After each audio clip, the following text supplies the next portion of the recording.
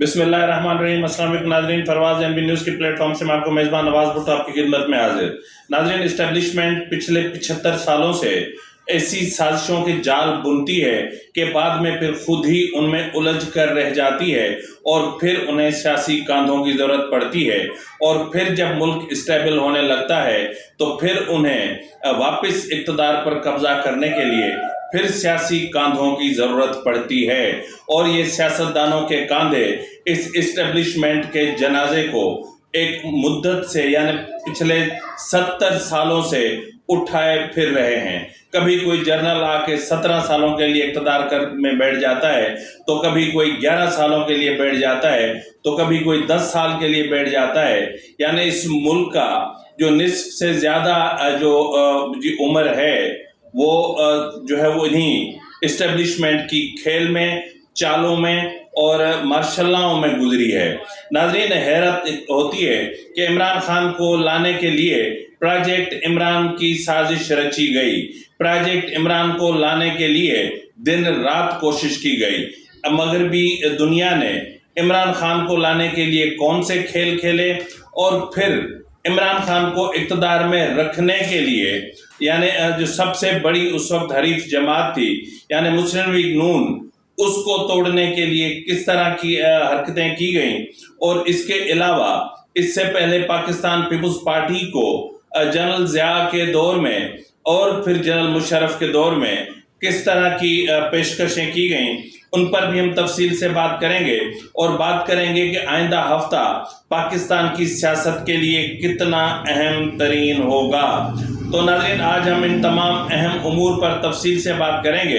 अगर आपको हमारा वीलॉग पसंद आए तो आपसे इल्तमास है कि मेहरबानी करके इसको सब्सक्राइब करना, लाइक करना और शेयर करना मत भूलिएगा। बेल आइकन दबा दीजिएगा ताकि बर वक्त आप तक हमारे वीलॉग्स पहुंचते रहें। नाज़रीन, आपकी दो चीज़ें मेरे लिए इंतहाई अहमियत की हामिल हैं। एक आपका सब्सक्राइब करना और दूसरा आपका शेयर करना, यानी मेरी वीडियोस को काइंडली आप शेयर करें, ये मेरे लिए एक बहुत एजाज़ की बात होगी। तो नाज़रीन, जिस तरह मैंने कहा कि इस्टेब्लिशमेंट के जो खेल हैं या जो साजिशें हैं वो निराली होती हैं, लेकिन इससे पहले मैं चाहता हूँ कि मैं आपसे इन तमाम मौज़ूआत से हटकर एक बात करूँ। नाज़रीन, आज 10 मुहर्रमुल हराम है और जब तक ये वीडियो आप तक पहुँचेगी तब तक शाम गरीबा हो चुकी होगी। आज जिगर गोशा रसूल और जिगर गोशा बीबी फातिमा ज़हरा सलामुल्लाह अलैहा, मौला हुसैन और मौला अब्बास और करबला के शोहदा का दिन है। वैसे तो मतलब मैं जो है वो मेरे पास अल्फाज नहीं हैं कि मैं शोहदा करबला को किन अल्फाज में खिराज अकीदत पेश करूं, क्योंकि जो इनकी कुर्बानी है, जो उन्होंने कुर्बानी देकर इस्लाम को ज़िंदगी बख्शी और इस्लाम की हकीकत को अयां किया और जिस तरह हक और बातिल के बीच में एक लकीर खींच दी और वही लकीर जो कुरान करीम ने भी हक और बातिल के बीच में खींच रखी है। नाज़रीन, मैं आपको खुलकर ये चीज़ कहना चाहता हूँ कि हुसैन, मौला हुसैन अलैहिस्सलाम, वो किसी मज़हब के नहीं हैं, वो किसी फ़िरके के नहीं हैं, वो इंसानियत के हुसैन हैं, वो हक के हुसैन हैं। यानी उन्होंने हक के लिए ये जो उलमाए कराम, मुख्तलिफ मकातिब फ़िक्र के उलमा जो तफरक़ेबाज़ी की बात करते हैं, तो मेरे ख्याल में जिस चीज़ में कुरान ने देखें, कलमा तैयबा में पहला लफ्ज़ क्या आता है? ला, नफ़ी आती है, ला इलाहा, मतलब कोई अल्लाह नहीं है सवाए अल्लाह रब्बुल इज़्ज़त के। और उसके बाद अगर आप कुरान करीम पढ़ते हैं तो फिर क्या आपको ला तफरकू नज़र नहीं आता? जब अल्लाह ने आपको तफरकों में बंटने से रोक दिया तो फिर आप तफरकों में क्यों तकसीम हुए? तो बहरहाल ये एक लंबा बहस है, इस बहस में जाएंगे तो फिर हम बहुत दूर निकल जाएंगे। तो बात है मौला हुसैन की और बात है शोहदाए करबला की, बात है करबला के मासूम शोहदा की और बात है जलते हुए खेमों की और बात है बरहना सर अहले बैत की। मैं सिर्फ इतना कहना चाहूँगा कि जब जब आप फ़ज़ाइल आले रसूल बयान करते हैं तब آپ مصائب آل رسول بھی بیان کر دیا کریں، آپ آدھا سچ مت بولیں۔ مصائب آل رسول صلی اللہ علیہ وآلہ وسلم کو جب دیکھیں گے، آپ کربلا سے شام، شام سے ایران، ایران سے سندھ تک یہ جو ایک طویل سفر ہے، جب اس میں آپ چیزیں دیکھیں گے تو پھر بہت ساری حقیقتیں آپ پہ کھلیں گی، اور پھر آپ کہیں گے کہ ہمیں کون سی تاریخ پڑھائی جاتی تھی۔ تو بہرحال میں اس قابل ہوں کہ نہیں ہوں میں نہیں جانتا، میرے پاس شاید وہ الفاظ ہیں یا نہیں ہیں کہ جن سے میں مولا حسین کو، مولا عباس کو اور کربلا کے تمام شہداء کو دل کی گہرائیوں سے خراج عقیدت پیش کر سکوں۔ بس اتنا بولتا ہوں کہ یہ حق اور باطل کی جنگ تھی، باطل جیت کے بھی ہار گیا اور حق ہار کے بھی جیت گیا، اور یزید ہار جیت کے بھی آج لعنت کا مستحق ہے، اور مولا حسین آج بھی زندہ ہے، اور جس کی گواہی قرآن کریم دیتا ہے کہ شہداء کو مردہ مت کہو۔ تو بہرحال ناظرین، ہم چلتے ہیں اپنے سیگمنٹس کی طرف۔ جس طرح میں نے آپ سے کہا کہ پچھلے 75 سالوں سے یہ سازشیں چل رہی ہیں، یہ ملک فوج نے نہیں بنایا تھا، یہ ملک فوج نے نہیں جیتا تھا، یہ ملک فوج نے حاصل نہیں کیا تھا، یہ ملک سیاست دانوں نے مطلب ایک پولیٹیکل جو ان کا وزڈم تھا اس سے یہ ملک حاصل ہوا، یہ قائد اعظم کی جدوجہد سے ملک حاصل ہوا۔ لیکن اس پر قابض کون؟ کیا ہوا؟ کب سے آپ اس ملک پہ قابض ہیں؟ کب سے آپ اس ملک کے اقتدار پر قابض ہیں اور اس قدر قابض ہوئے ہیں، اور اس قدر آپ کی جڑیں اس میں جو پاور پالیٹکس ہے اس میں پیوست ہو چکی ہیں کہ سیاستدان آپ کے سامنے بے بس اور مجبور ہو جاتے ہیں، بالکل اس طرح جس طرح اس وقت میں شہباز شریف کو بے بس، لاچار اور مجبور دیکھتا ہوں۔ مجھے حیرت ہوتی ہے، کیا ہے؟ جب آپ کو آنا ہوتا ہے تب بھی آپ کو سیاسی کاندھوں کی ضرورت ہے، جب آپ کو جانا ہوتا ہے تب بھی آپ اپنے جو ناکامیاں، آپ اپنی جو ہے وہ محرومیاں، آپ ملک کی تباہی، بربادی سب پولیٹیشنز کے گلے میں پھینک کر پھر آپ ایک طرف جا کے بیٹھ جاتے ہیں، اور پھر آپ پولیٹیکل سسٹم کو آپ ڈی اسٹیبلائز کرنے کی کوشش کرتے ہیں، ڈیموکریٹک انسٹیٹیوشنز کو ڈی اسٹیبلائز کرنے کی کوشش کرتے ہیں۔ اتنی مشکلوں سے 1973 کا کانسٹیٹیوشن بنا، جنرل ضیاء آیا اس نے اٹھا کے پھینک دیا، جنرل مشرف آیا اس نے اٹھا کے پھینک دیا، جنرل باجوہ ہو، جنرل کیانی ہو، یہ جتنے بھی جرنلز آئے ان میں آئین کہاں تھا؟ جنرل مشرف کے بعد 18ویں آئینی ترمیم کے بعد جب پارلیمان کو مستحکم کیا گیا، جب پارلیمان مضبوط ہوئی تو اس کے بعد پھر نئی سازشیں شروع ہوئیں۔ ناظرین، مجھے یاد ہے کہ اس کا جب دور تھا ضیاء الحق کا، تب غلام مصطفیٰ جتوئی کو اسی طرح آفر کی جاتی تھی کہ ہم آپ کو وزارت عظمیٰ دیں گے، آپ پاکستان پیپلز پارٹی اپنی الگ بنا لیں۔ تو پھر غلام مصطفیٰ جتوئی نے اپنی پیپلز پارٹی بنا لی، اور پھر غلام مصطفیٰ کھر نے اپنی پیپلز پارٹی بنا لی، آفتاب شیرپاؤ نے اپنی پیپلز پارٹی بنا لی، یعنی لیکن اصل پیپلز پارٹی وہیں پر ہی موجود رہی۔ اس کے علاوہ اگر ہم بات کریں تو جس طرح گزشتہ روز خواجہ آصف جو ہمارے ملک کے وزیر دفاع ہیں، انہوں نے منصور علی خان سے بات چیت کی، اور منصور علی خان نے اس کو اپنے ویلاگ میں بھی شامل کیا، اور انہوں نے کہا کہ یہ اپریل 2019 کی بات ہے، یعنی جی ٹی روڈ پر میں گاڑی میں جا رہا تھا تو مجھے ایک کال آئی اور مجھے کہا گیا کہ جی فلاں جگہ پر آئیں اور آپ سے ملنا ہے۔ انہوں نے کہا کہ یہ جو میٹنگ تھی یہ 20 منٹ کی میٹنگ تھی، جس میں 2019 میں کہا گیا تھا کہ اس وقت آپ پنجاب لے لیں، دسمبر میں ہم آپ کو وفاق دیں گے، لیکن اس کے لیے یہ تھا کہ خواجہ آصف کو وزیر اعظم بننا تھا، اور اس کے بعد پھر شاہد خاقان عباسی کو وزارت عظمیٰ کی آفر ہوئی۔ تو خواجہ آصف نے کہا کہ اگر شاہد خاقان عباسی وزیر اعظم بننا چاہتے ہیں تو ان کی مرضی ہے، یہ میرے بس کی بات نہیں ہے۔ تو یہ کہانی ایک مطلب کئی کہانیوں سے جڑی ہوئی ہے۔ اس کے بعد پھر مارچ 2021 میں خواجہ آصف کہتے ہیں کہ جب میں جیل میں تھا تو ایک بہت بڑے میڈیا ہاؤس کا مالک میرے پاس آیا اور فون دیا مجھے اور کہا کہ یہ لیں بات کریں، اور پھر انہوں نے وہی آفر کی۔ تو منصور علی خان نے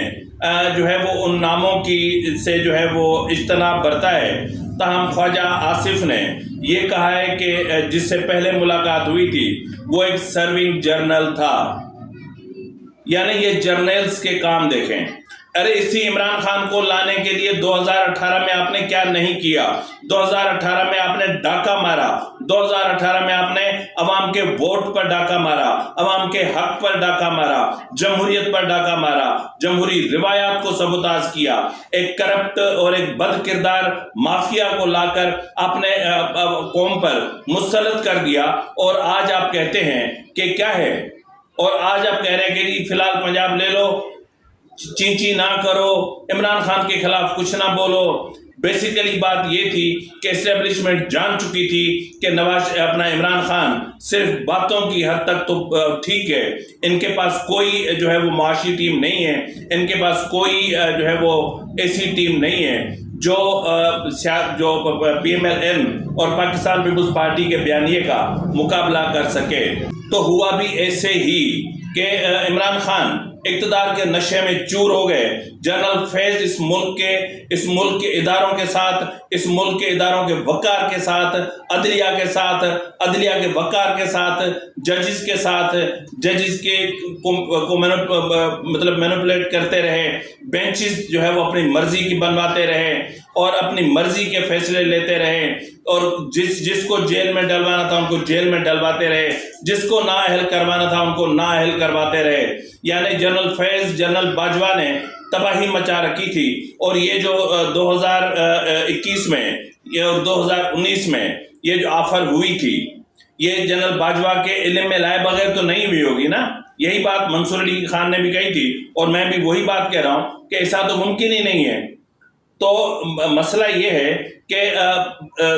خواجہ آصف کو میں نے شرمسار ہوتے ہوئے نہیں دیکھا۔ اس بات پہ ان کو میں سوچ رہا تھا کہ شاید خواجہ آصف شرمسار ہوں گے کہ جو پارلیمنٹ میں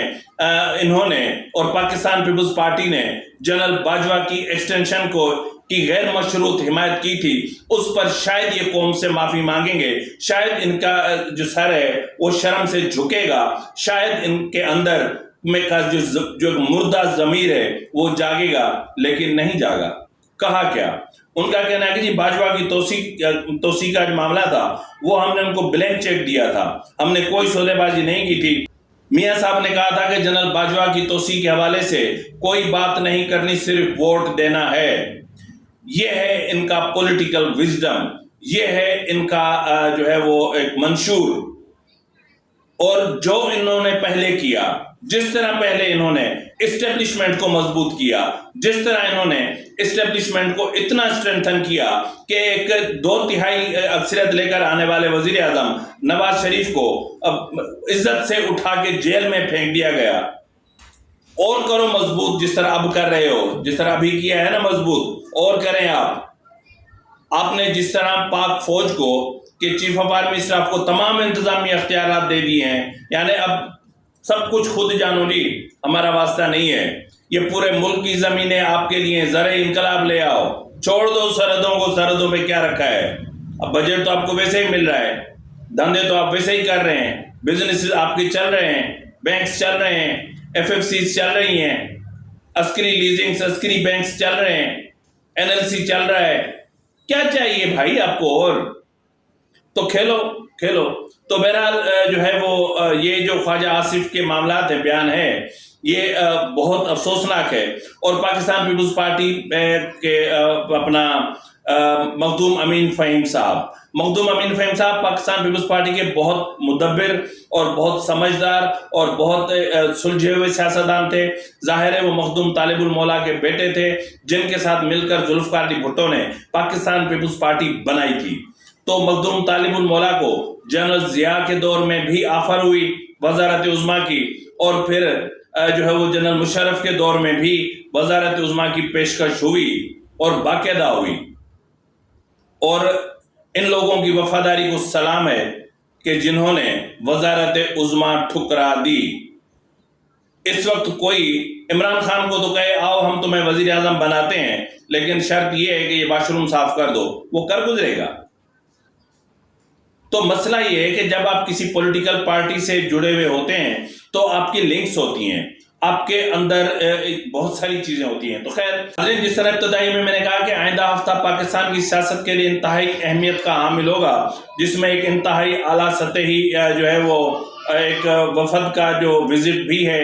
اور جس کی وجہ سے پیر اور منگل کو چھٹی کر دی گئی ہے۔ اس کے علاوہ اگلا ہفتہ جو ہے اس میں نگران وزیر اعظم کا نام بھی سامنے آئے گا، نگران کابینہ کا جو فارمیٹ ہے وہ بھی بنے گا، اسمبلیوں کی تحلیل کے حوالے سے بھی حتمی فیصلہ ہوگا، توشہ خانہ کا کیس بھی اپنے منطقی انجام کے قریب پہنچے گا، سیفر کیس ایک انتہائی نازک مرحلے میں داخل ہو جائے گا، القادر ٹرسٹ کیس